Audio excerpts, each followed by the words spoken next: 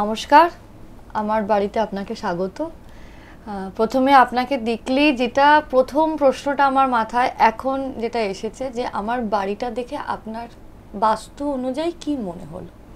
ভীষণ ভালো বাড়ি, কিন্তু যেটা নেগেটিভ পেলাম, যেটা প্রথম বলি, ঢোকার মুখেই দেখলাম, কলিং বেল টেপার সময় দেখলাম যে ডান দিকে একটি গণেশ রয়েছে। বাইরে কাউকে রাখা হয় গার্ড হিসাবে, আচ্ছা, বাইরে সিকিউরিটি গার্ড থাকে। তো গণেশ হিসাবে, সিকিউরিটি গার্ড হিসাবে কিন্তু গণেশ কিন্তু পারফেক্ট নয়। আচ্ছা, কেন নয়? আপনি নিশ্চয়ই পড়েছেন পুরাণে যে যখন মাতা পার্বতী যখন স্নান করতে গিয়েছিলেন কৈলাসকে মানে তত্ত্বাবধানের হিসাবে তাকে বাইরে রাখা হয়েছিল, তারপরে কি ঘটেছিল?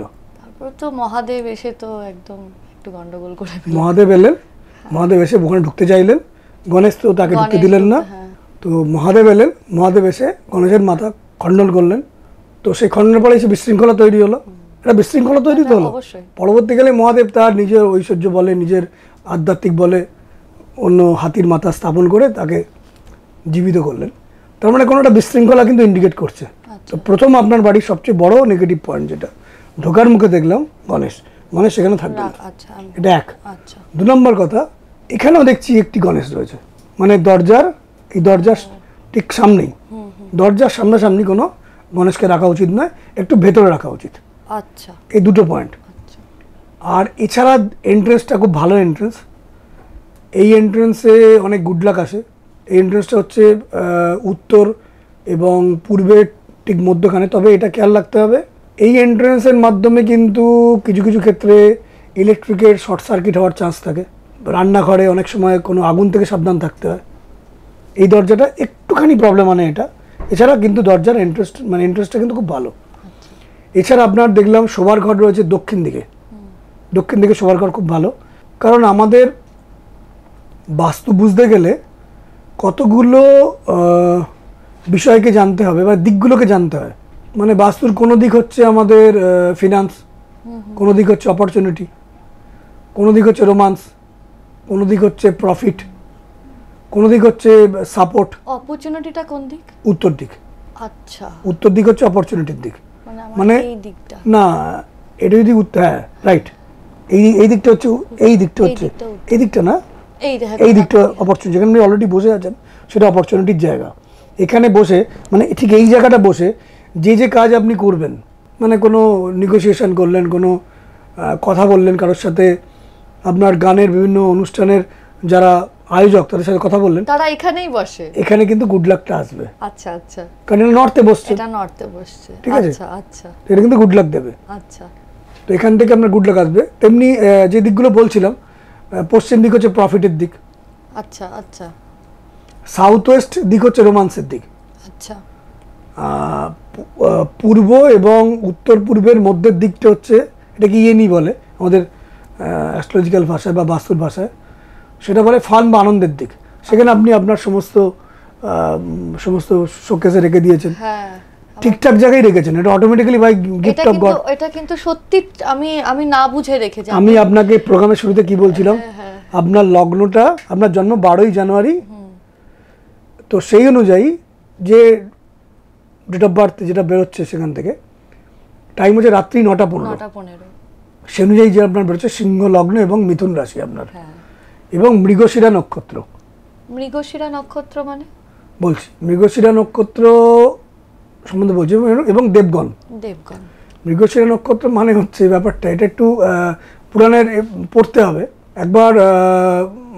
ব্রহ্মার, এটা খুব রিস্কি কথা তবুও বলছি আমি, মানে পুরাণের কথা তো, মানে দেবতা বা দেবদেবীর সম্বন্ধে কিছু কথা বলার আগে 4বার চিন্তা করতে হয়। কোন এক দেবীর নাম বলবো না, সেই দেবীর নাম বলবো না, সেই দেবীর প্রতি তিনি খুব আকৃষ্ট হয়েছিলেন। যখন তিনি দেবীর প্রতি স্বয়ং ব্রহ্মা আকৃষ্ট হয়েছিলেন, তখন সেই দেবী তাকে বোঝাচ্ছেন, দেখো আমি তোমার কন্যা সম, তুমি আমার প্রতি আকৃষ্ট হও না। তিনি তার বিবাহের প্রস্তাব দিলেন ব্রহ্মা, কিন্তু তা সত্ত্বেও বারবার করে সেই দেবী বারবার বারণ করছেন, নিষেধ করছেন যে আমার প্রতি এইভাবে তাকিও না, এভাবে এসো না। তো ব্রহ্মা বারবার একইভাবে তাকে প্রপোজ করছেন। তো যখন কোনো মতেই শুনছেন না, তখন সেই দেবী হরিণের রূপ ধরে জঙ্গলের দিকে পলায়ন করলেন। আচ্ছা। তো সেই অবস্থায় যখন জঙ্গলের দিকে পলায়ন করলেন তখন ব্রহ্মাও কিন্তু হরিণের রূপ নিলেন এবং এইভাবে যেতে যেতে যেতে যেতে জঙ্গলে গিয়ে প্রায় সেই দেবী হারিয়ে গেলেন, শুধু মুখটা ব্রহ্মা দেখতে পাচ্ছিলেন। আচ্ছা। তো মুখ মানে হচ্ছে মৃগর শির, আচ্ছা।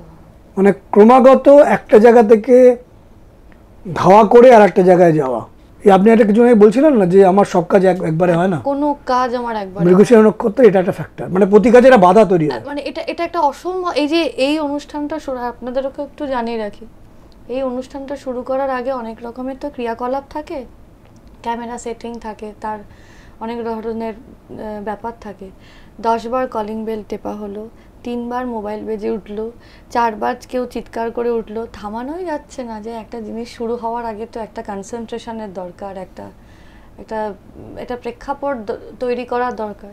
তা আপনি নিজেই একটু আগে মৃগশিরা নক্ষত্রের এইটা ভূমিকা। কোনো কাজ আমার একবারে হয়, মুভমেন্ট থাকে প্রচুর, মানে টার্গেটটাকে হিট করতে গিয়ে কিন্তু আলটিমেটলি সাকসেস হবে। হ্যাঁ, আলটিমেট সাকসেস এটা একদম খাঁটি। কেন হবে? কারণ গণটা কিন্তু দেবগণ। এবং আমি আপনাকে অফ দ্য ক্যামেরা বলছিলাম যেটা যেটা বাড়ির সেন্টারে গিয়ে, যে আমাদের দেবতারা বা ভগবান একটু অন্যদিকে তাকায়, কিন্তু আপনার লগ্নে বৃহস্পতির শুভ দৃষ্টি একদম জন্মকালীন রয়েছে। ঈশ্বরের কৃপা, করুণাময়ের কৃপা আপনার সাথে। এবং আপনি যখন প্রোগ্রাম করবেন তখনও দর্শকরাও ফিল করতে পারবেন যে আপনার মধ্যে দৈব স্বয়ং নারায়ণের কৃপা আপনার মধ্যে চলে এসছে, আপনার তার এনার্জি আপনার মধ্যে চলে এসছে। মানে এইটা জানি না আজ কিভাবে মানুষজন নেবেন, আপনার কথার রেস ধরেই বলছি। আমি যে কাজটা করি, আমি তো ডিভোশনাল গান গাই, আমি লোকগান গাই। লোকগান ইটসেলফ আ ডিভোশনাল সং, এবং আমি এই কাজটা খুব ভালোবেসে করি। প্রথম আমাকে শুনতে হয় যে লোক দেখানি বা ও লোক দেখিয়ে করছে, সেটা ঠিক আছে, সে করতেই পারে। কিন্তু যখন পুরো অনুষ্ঠানটা শেষ হয়ে যখন আমি যখন বাড়ি যাব, সেই সময়টা আমাকে প্রচুর জন বয়স্ক লোকেরা হাত ধরে বলেছে যে তুমি একটা অরা তৈরি করে, মানে ম্যাজিক তৈরি করে বেরিয়ে যাও। একদম, এবং তুমি কি করে করো এর প্রশ্নের উত্তর কিন্তু আমার কাছে নেই। কিন্তু আমি খুব ডেডিকেটেডলি ঠাকুরের গান গাই, আমি মিথ্যা কথা বলার জায়গাই নেই। আমি খুব ডেডিকেটেড। যারা বুঝতে পারবেন ডেডিকেশনটা, তারা ঈশ্বর সম, যারা বুঝতে পারবেন না তারা সাধারণ সম। না, সবাই বুঝতে পারবেন ঠিক মতন আপনার সাথে কানেক্ট করলেই তারা বুঝতে পারবে। হ্যাঁ, আমার সাথে কানেক্ট করলেই ধরতে পারবেন। একটু সময় নিয়ে, একটু ধৈর্য নিয়ে, দৈব এনার্জি আসছে ওপর থেকে, ব্রহ্মাণ্ড থেকে দৈব এনার্জি আসছে, ধীরে ধীরে তার রশ্মি ধীরে ধীরে পড়ছে, এবং যেখানে মানুষেরা শুনছেন গান, সব জায়গায় সেই অরাগুলো আসছে, লাইট আসছে, তারা খুশি হয়। এমনও অনেক মানুষ বলেছে যে, আপনি জানেন না, আমার মনে আছে এই কিছুদিন আগে এক ভদ্রমহিলা অ্যাপেন্ডিক্সের ব্যথা, সে ওই নিয়ে অনুষ্ঠান দেখতে এসছে, পেন কিলার খেয়ে, আমাকে বলছে গান শুনে ব্যথা কমে গেল। এবার আশেপাশের লোকেরা হাসছে, হ্যাঁ গান শুনে কি ব্যথা কমে? কিন্তু উনি নিজেই বলছেন যে গান শুনে আমার ব্যথাটা কমে গেল। দৈব কৃপা যদি একবার তিনি করে দেন, যা খুশি হতে পারে, এনিথিং ক্যান হ্যাপেন। তো সেই কৃপা আপনার মধ্যে রয়েছে এবং এই বাড়ির মধ্যেও রয়েছে।